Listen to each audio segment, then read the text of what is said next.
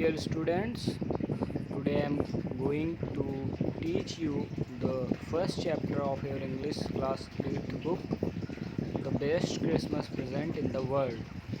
The best Christmas मतलब सबसे अच्छा क्रिसमस का उपहार इन द वर्ल्ड, संसार में सबसे अच्छा या सबसे खूबसूरत क्रिसमस का उपहार।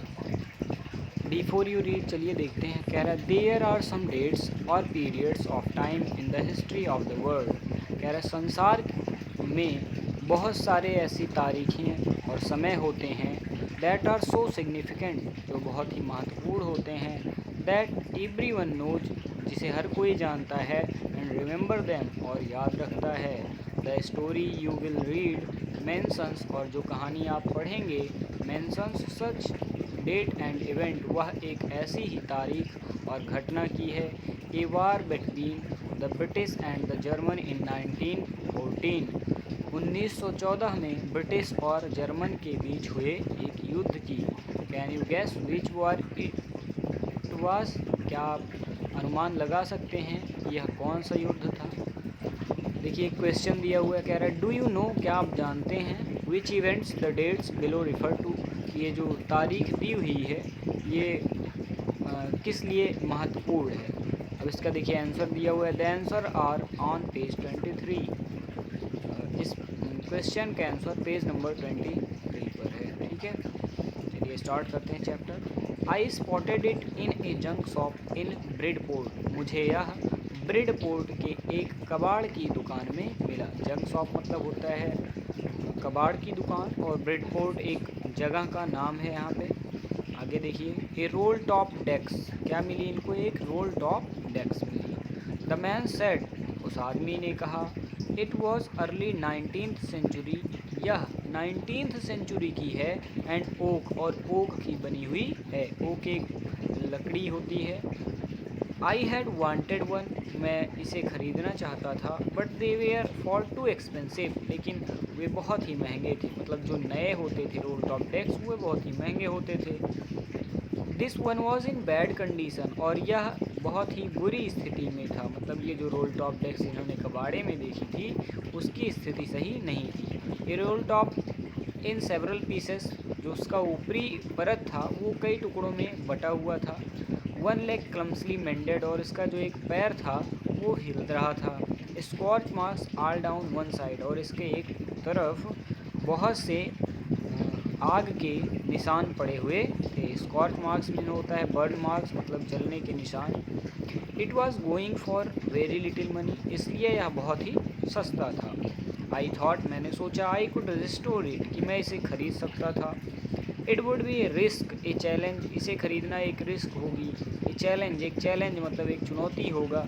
But I had to have it, लेकिन मुझे यह खरीदना ही पड़ेगा। आई पेड द मैन, मैंने उस आदमी को पैसे दिए।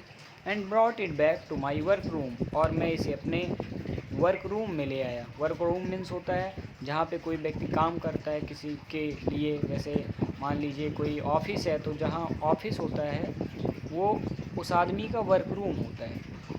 At the back of the garage, जो कि गराज के पीछे था, मतलब जो वर्क रूम था वो गराज के पीछे था। I began work on it on Christmas Eve, मैंने क्रिसमस की शाम को इस पर काम करना प्रारंभ कर दिया।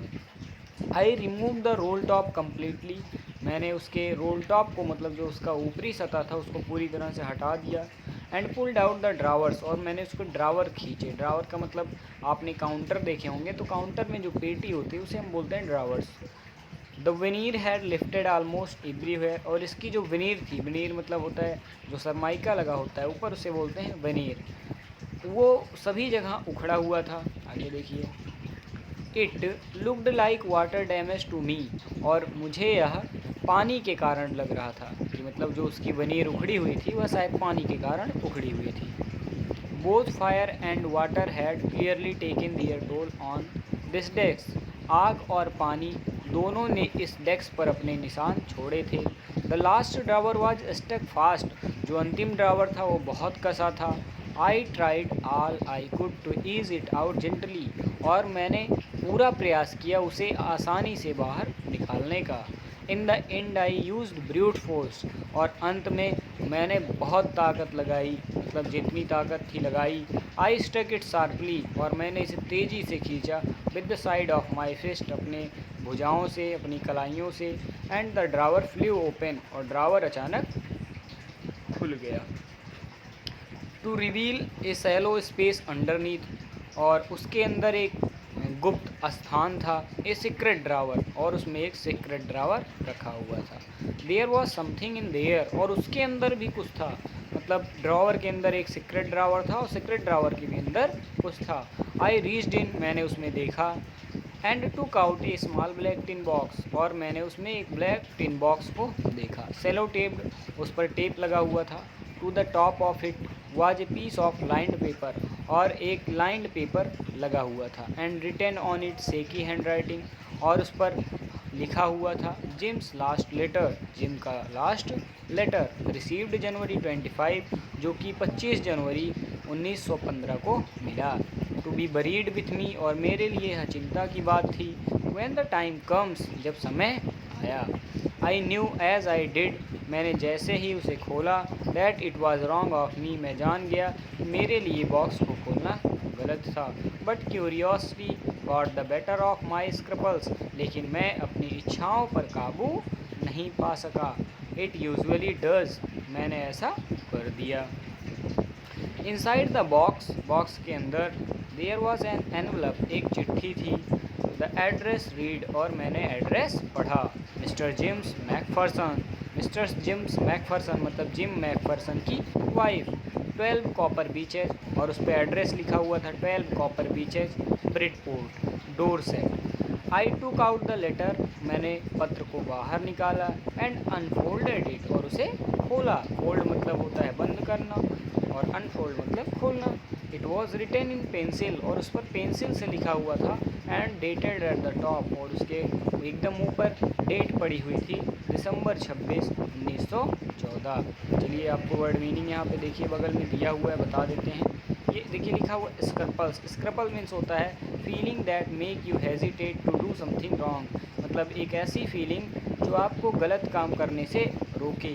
यहाँ देखिए डैमेज, डैमेज का मतलब जानते होंगे सब लोग आप, डैमेज का मतलब होता है नुकसान, ठीक है। स्टक फास्ट का मतलब होता है सट टाइट, अगर कोई चीज़ बहुत तेज़ी से बंद होती है तो उसे बोलते हैं स्टक, मतलब फंसी हुई हो तो उसे बोलते हैं स्टक। और ये देखिए दिया हुआ है यहाँ पे स्पॉटेड, स्पॉटेड का मतलब होता है मिला या मैंने इस चीज़ को देखा।